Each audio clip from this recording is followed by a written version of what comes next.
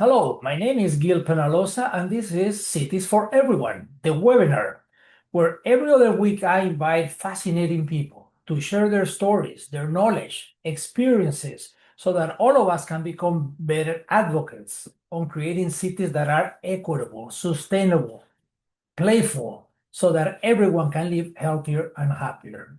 Originally, I'm from Bogota, Colombia, where I led the construction of hundreds of parks. But for the past 26 years, I've been living in Toronto, Canada, and I've worked in over 350 cities. And this webinar is a way of giving back.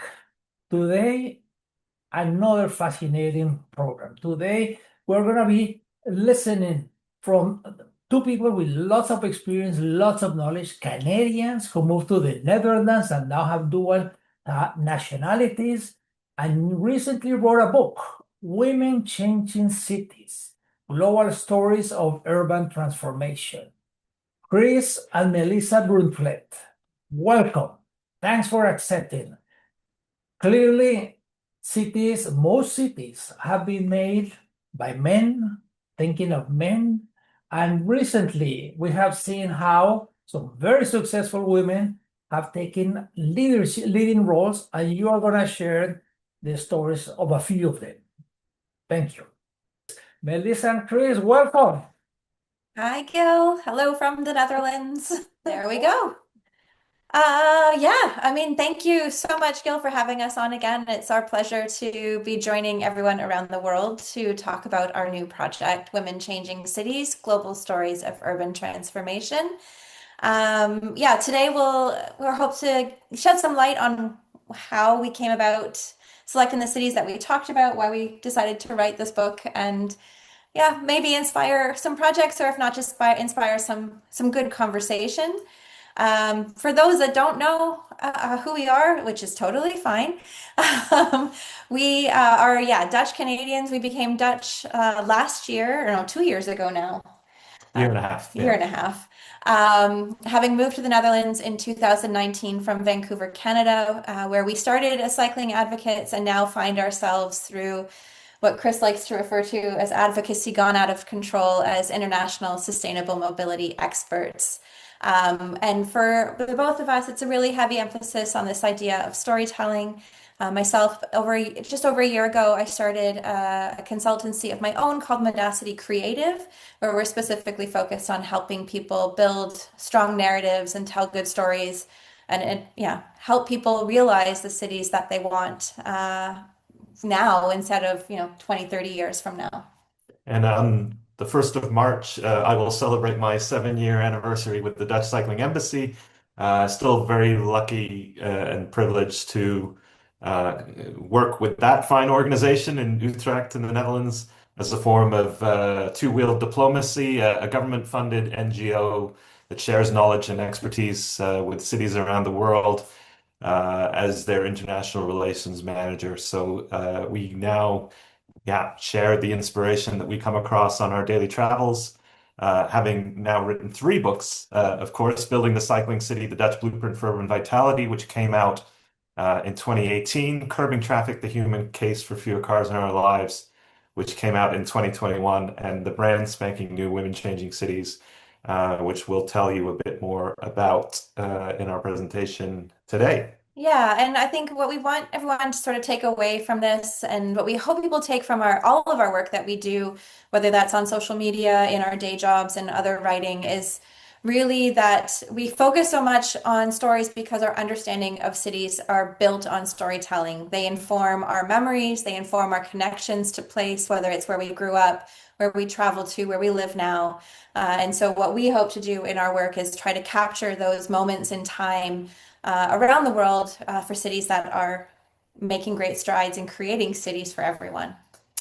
So hold on a second. I hear you asking, why did these two Dutch Canadians decide to write a book exclusively about women? Having written 2 fairly successful Netherlands-focused books, this feels like a little bit of a left turn. And to be perfectly honest, we felt like we had said all that we needed to say after those 2 books, and it really took something special and something we felt needing that needed to be addressed. And the decision to invest the 2 years of our lives in this process, speaking to 19 women around the world in 11 global cities. And it really came back to what we saw as still a continued lack of representation, despite the fact that women represent half of the population, despite the fact that they are generally speaking graduating from urban and then transport planning, engineering, and architecture schools at a fairly comparable rate as men. We're just not seeing women permeate up into positions of leadership, positions of decision making, and especially at elected official level. And the numbers you can see on your screen here really tell a better story than we could possibly tell. The number we really hone in on is the fact that at the time of writing this book, only 25 of the 300 largest cities in the world had female mayors. Anybody who suggests that this problem has been solved, anyone who suggests that this isn't an issue is ignoring these numbers and a problem that's staring us in the face. And so that became part of the motivation to, dust off our writing skills and to take a third crack at the can. So, in order to understand how we came about to writing the book that we did and the places we selected to profile, I want you all to come back to us to a time when everything changed, not too dissimilar to how we're all joining today. But really, COVID-19 became this crisis as a turning point for a lot of cities that, for some of them, became this not so quiet revolution of change. We all were behind our computer screens majority of the time for those of us that were able to work from home.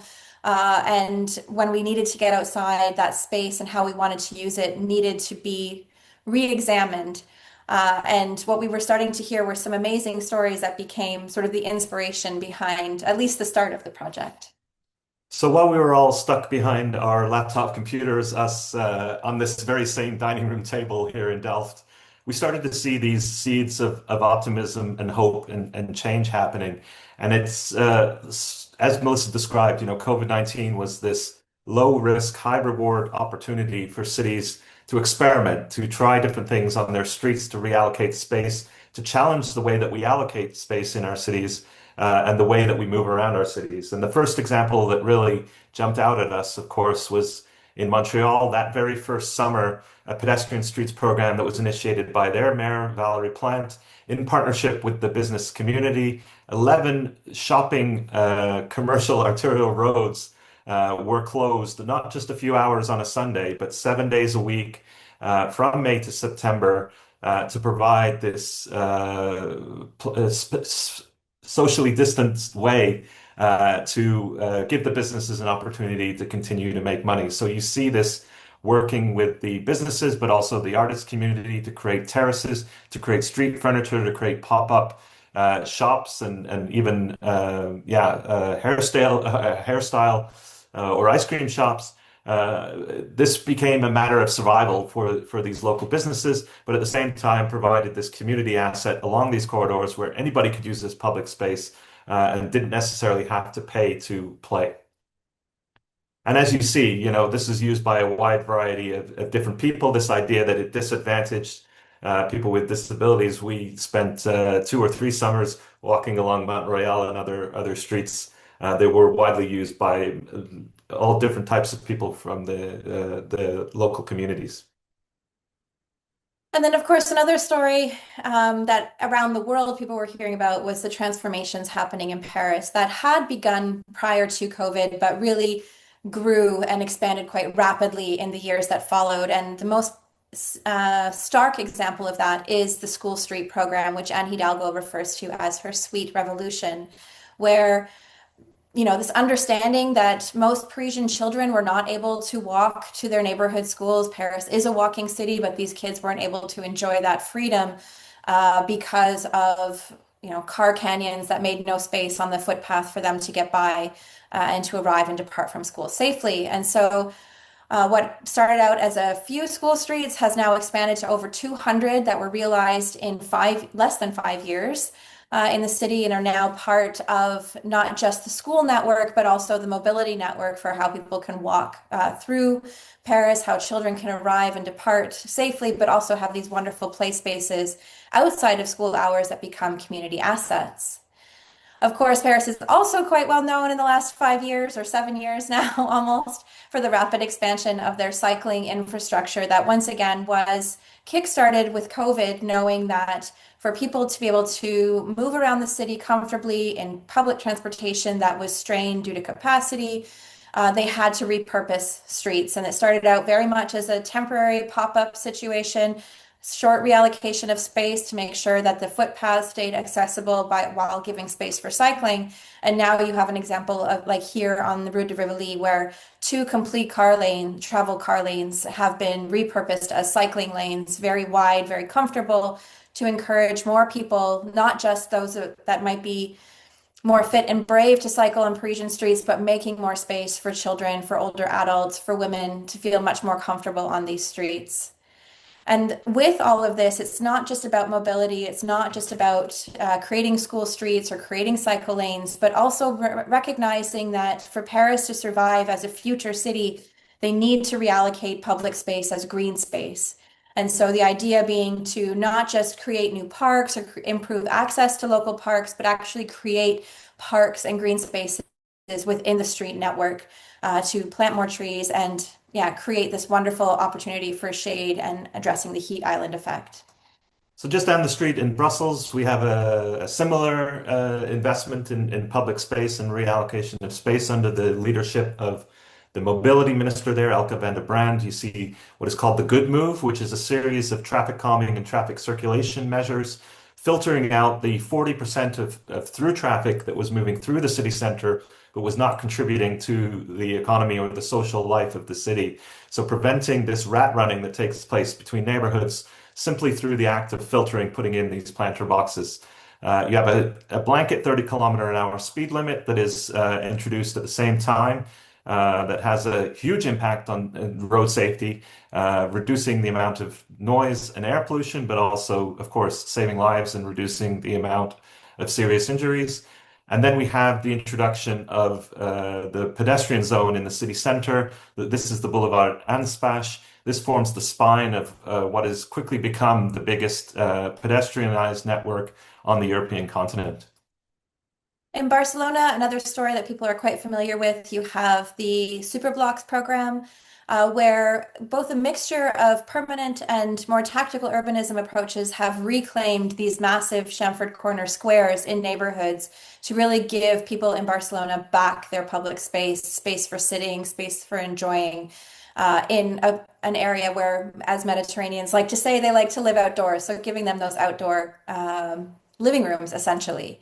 And like I said, some were permanent, like this location here, where it was a complete transformation. There is always still traffic that's allowed to go through, but at a very reduced rate.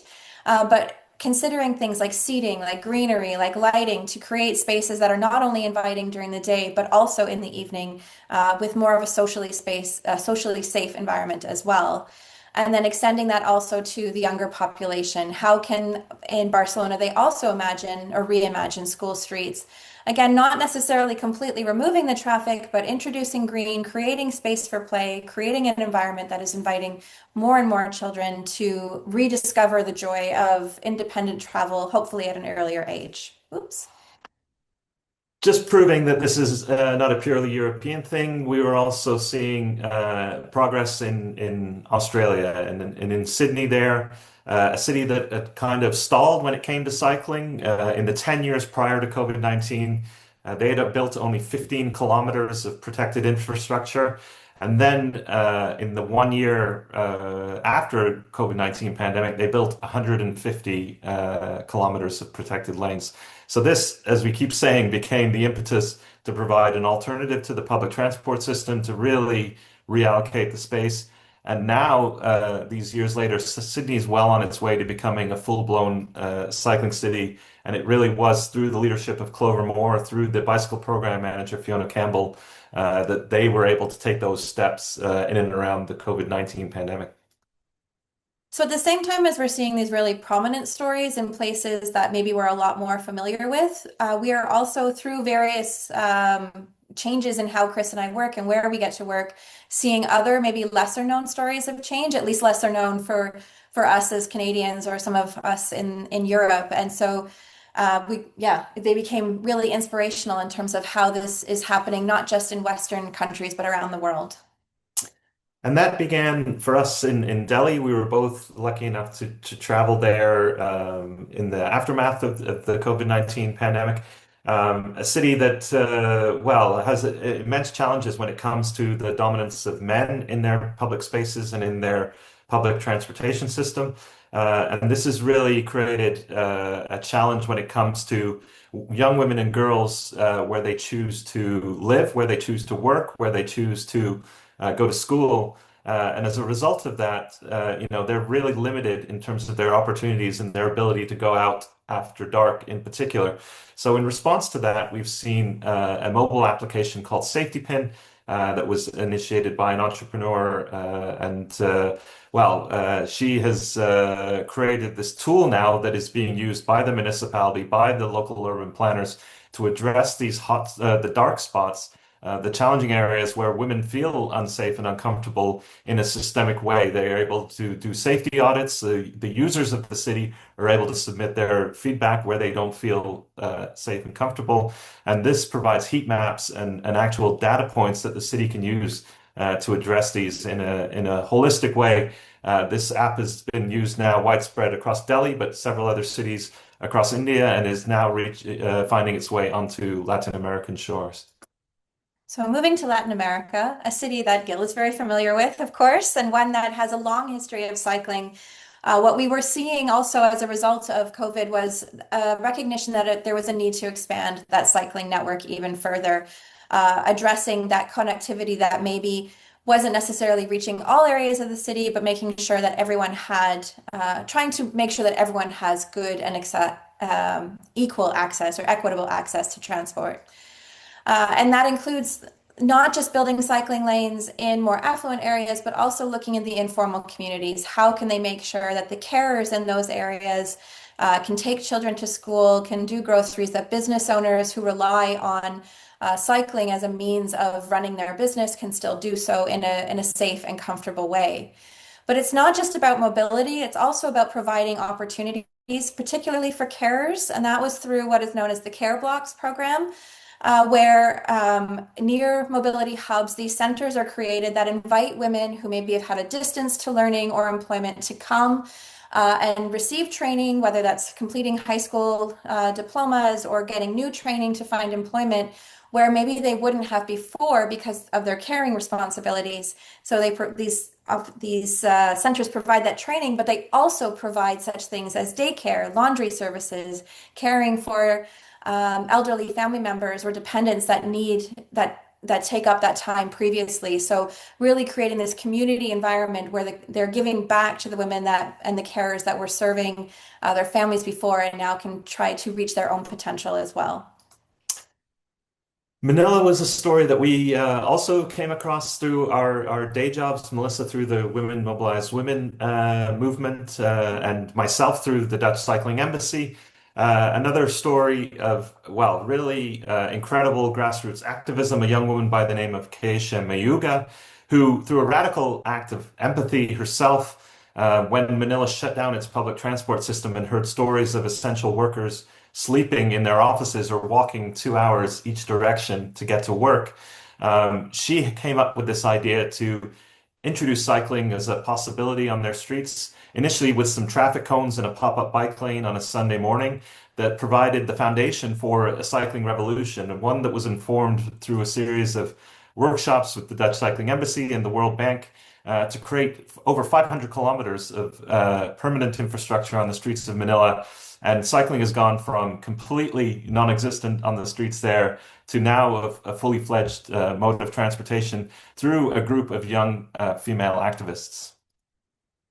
And then back on European soil, in the city of Tirana, what is quite remarkable there is not necessarily that they were adopting a similar school street program, but that they were looking at the city through the lens of children.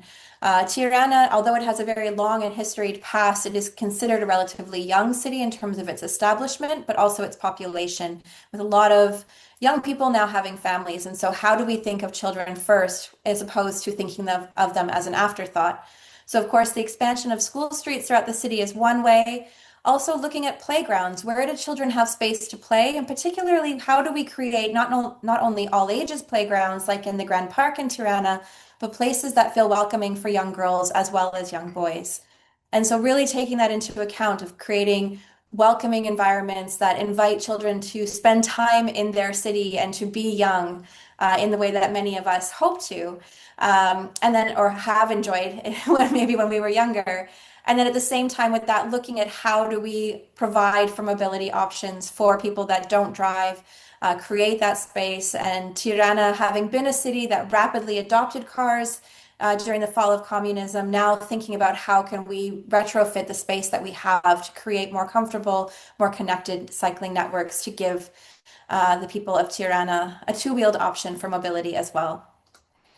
So as you get the sense, we're also not just highlighting leadership from a top-down level, but it was important to us to also spotlight grassroots, bottom-up initiatives that were having impact as well. We've already mentioned Keisha in Manila, and Amanda Nabigiro is a friend and a colleague who is based in Uganda in Kampala. It's a similar incredible dramatic story. 10 years of advocacy, of persistence, having completed her master's degree in Apeldoorn here in the Netherlands, writing her thesis project on the introduction of non-motorized transport in the Ugandan capital. And after 10 years of persistently lobbying the local government there, COVID-19 provided this opportunity first to do some pop-up bike lanes, and then eventually with the establishment of two permanent non-motorized corridors in the central business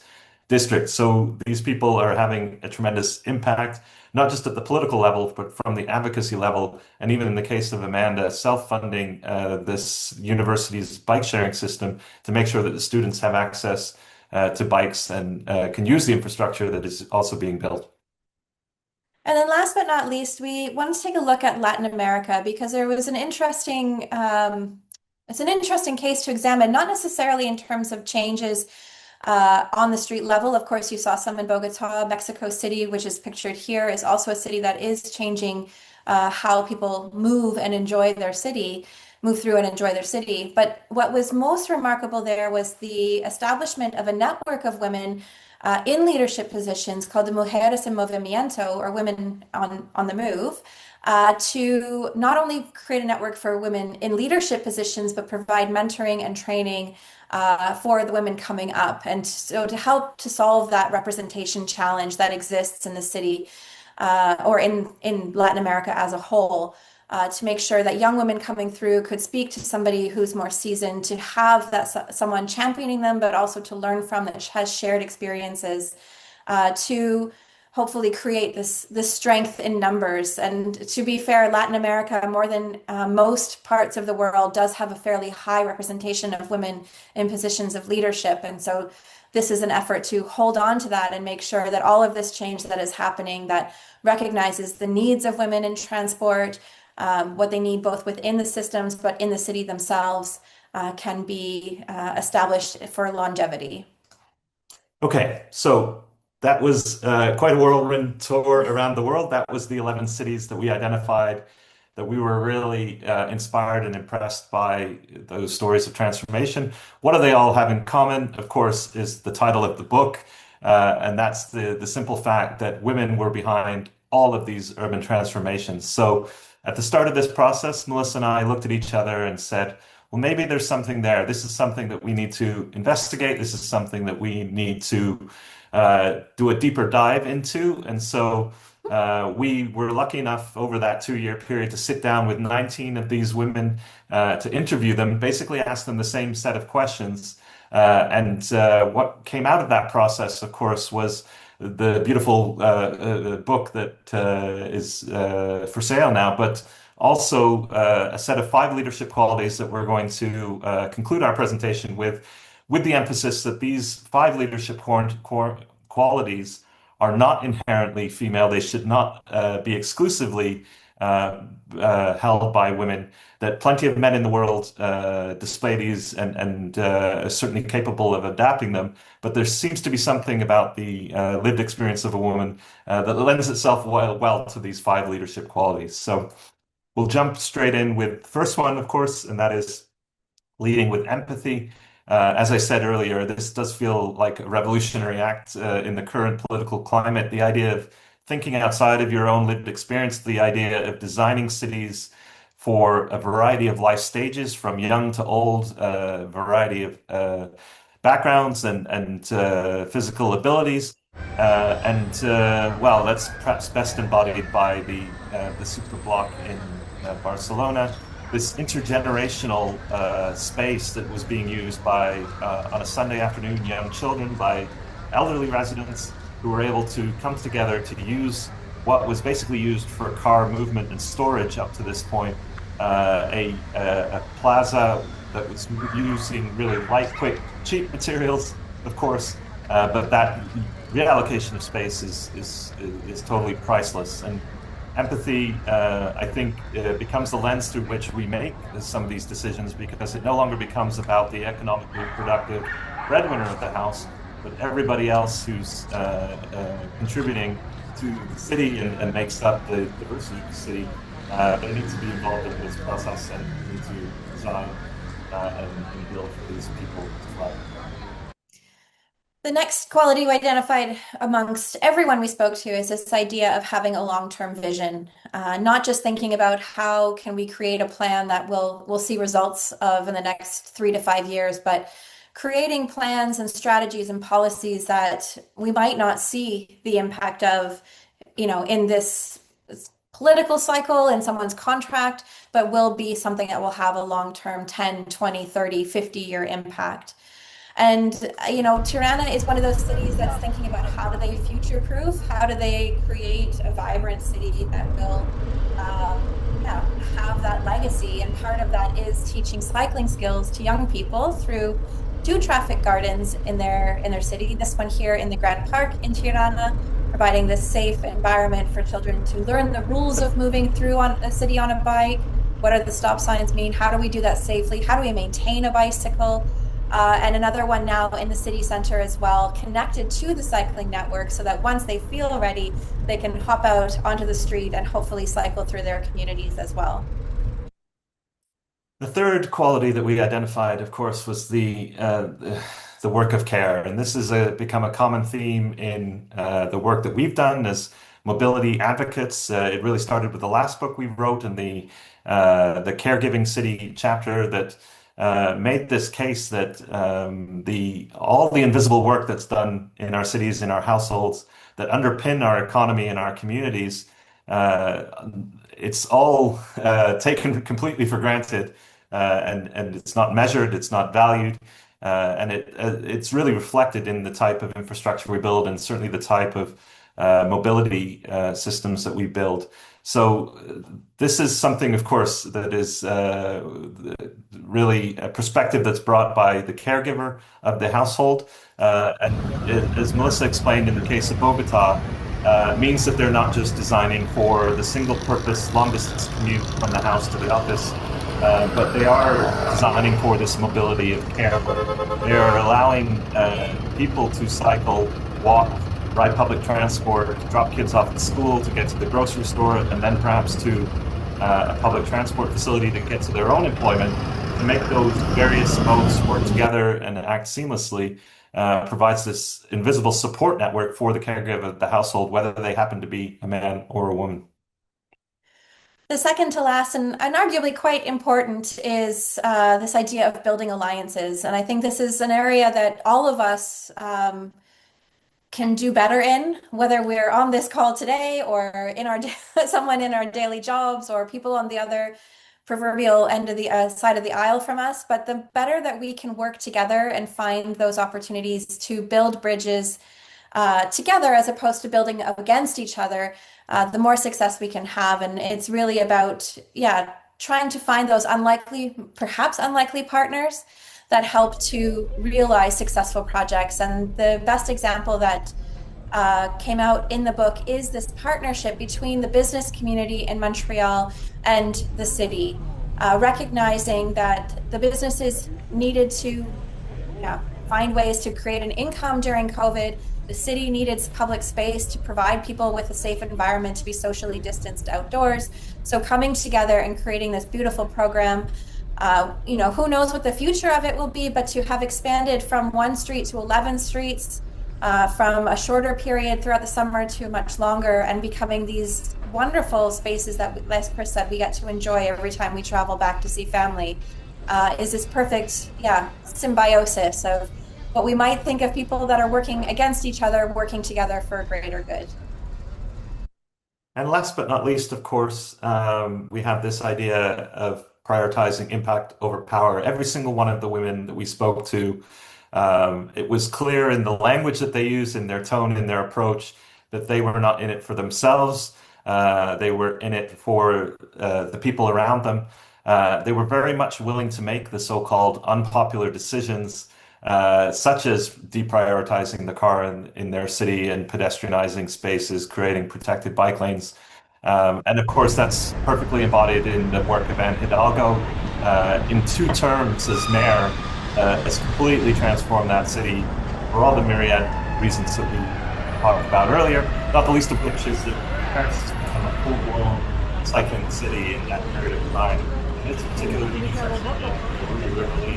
Boulevard Sebastopol. It's almost 30,000 cyclists per day. That number was close to 0 a decade ago. So cycling cities are not born, they are created out of political will. And the other beautiful thing about Mayor Hidalgo, of course, is she knew when to get out of the way, given all of the time and energy and enthusiasm that she could do. She was willing to step back from power, to seek her position of power, and make space for people, new energy, new ideas, and not just cling on to power for power's sake.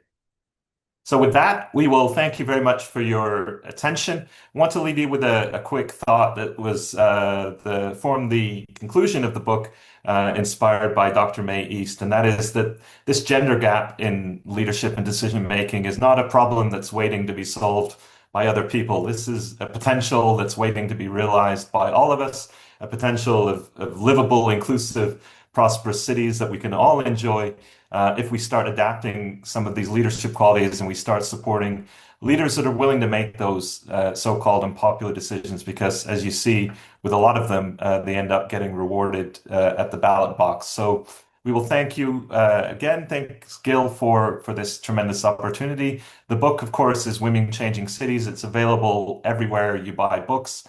The price point is quite high because there is 165 full-color photographs. We hope it's worth your time, your investment. And of course, please, if you aren't already, feel free to connect with us on the various social media channels as we post from our continued global travels in cities around the world and share what we see and observe there. So we're ready to, I guess, take some questions. And thanks again for following along. Yep. Yeah, the last question always is, if you have a call to action, you have people here from over 25 countries in multiple areas. What would be a call to action? Because actually every one of the women that you highlight is an amazing person. They have done really transformation. They are inspiration, and people should realize that this is not about copy and paste. No, every city is different. Every neighborhood is different. Every project is different. Nevertheless, we can learn from each other, sharing and learning. So thank you very much for having done the research, for having written the book, now for going all over the world, spreading the word and opening minds. What is your last call to action? For me, or do you want to go first? I can go because, we've been asked this a few times. I think it's quite simple that we need to be recruiting women into positions of leadership quite actively. A lot of the women that we spoke to said they didn't think of themselves as a mayor or a city councillor or an executive director. They had to be convinced that this was something for them.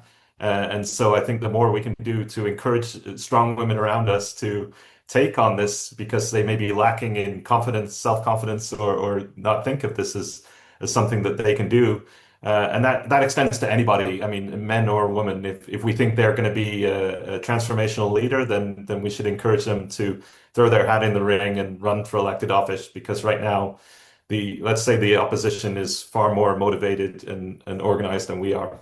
And I think for me, my call to action is for all the men that watch this or are listening right now, for men in the world working in this space who think this isn't your issue, this is a woman's issue. Don't attend sessions on women in planning at conferences because they don't feel like it's their place or they don't feel like it affects them. I can tell you with absolute certainty, it affects you. Everything that we do to create cities that are more inclusive, that work for everyone, will benefit all of us in the long term of our life. We're all going to get old. We will all have families. We will all at one point possibly be impaired. And these issues affect each and every one of us the same way. So that's my call to action. A city that is good for women is good for everyone. Melissa and Chris, thank you. Thank you. What a great presentation. Each one of the women that you presented, that you highlight in your book, is a champion. They are opening doors. They are leading the way in different countries, in big countries and small countries, in wealthy countries and in poor countries, about creating cities that are better for everyone. If cities are good for women, they're going to be good for everybody. So that is also critical, this additional view, and how you mentioned the quality of having empathy and long-term views and generosity and care. Thank you. I hope that everybody who's watching this video will share it with decision makers, with elected officials, with city staff, with advocates, with media, in university classrooms, so that all of us can learn from Melissa and Chris.